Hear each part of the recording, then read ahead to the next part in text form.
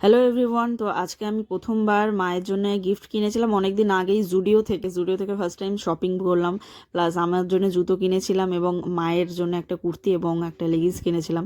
তো সেই ড্রেসটাই মাকে বারাসাতে দিতে যাচ্ছিলাম আজকে। তার আগে আমি কলেজে গিয়েছিলাম, আমি এবং অরিজিতা 1:30টার দিকে বেরিয়ে পড়েছিলাম। 2টো থেকে ক্লাস ছিল, প্রায় 25 মিনিট লেট হয়েছিল। কারণ 16ই মার্চ তোমরা যারা ট্রেনে ট্রাভেল করেছো তারা জানো যে কি পরিমাণে ট্রেনের গন্ডগোল ছিল, ট্রেনের লাইনে কাজ হচ্ছে, যার জন্য ট্রেন পর পর লেট। মানে অটোতে ট্রেনের লেটের জন্য অটোতে লাইন, বাসে লাইন, মানে সে কি অবস্থা, প্রচণ্ড বাজে অবস্থা ছিল 16ই মার্চ।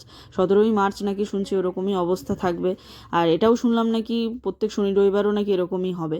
তো যাই হোক, তারপরে তাড়াহুড়ো করে কলেজে পৌঁছালাম, 3তলায় উঠলাম। সেমিনার রুমের পাশে ইংলিশ ডিপার্টমেন্টে মানে কোর্সটা হচ্ছিল। অনেকক্ষণ ধরেই স্যার এবং ম্যাম অলরেডি প্রায় 20, ওই বললাম যেরকম 25 মিনিট বোঝানো হয়ে গেছিলো। তারপরে 4:30, 5টার দিকে এ থেকে বেরিয়ে পড়লাম কলেজ থেকে।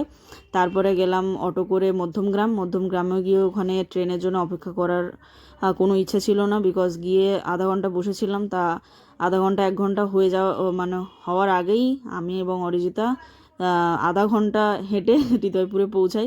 হেঁটেই চলে এসেছি, একটা স্টেশন কভার করে দিয়েছি। তো যাই হোক, তারপরে বাড়ি গেলাম। বাড়ি গিয়ে মাকে ড্রেসটা দিলাম। মা আগেই দেখেছিল ভিডিও কলে। তো এই যে মধ্যমগ্রাম স্টেশন দেখতে পাচ্ছ, এখানে কিছুক্ষণ বসেছিলাম ট্রেনের জন্য।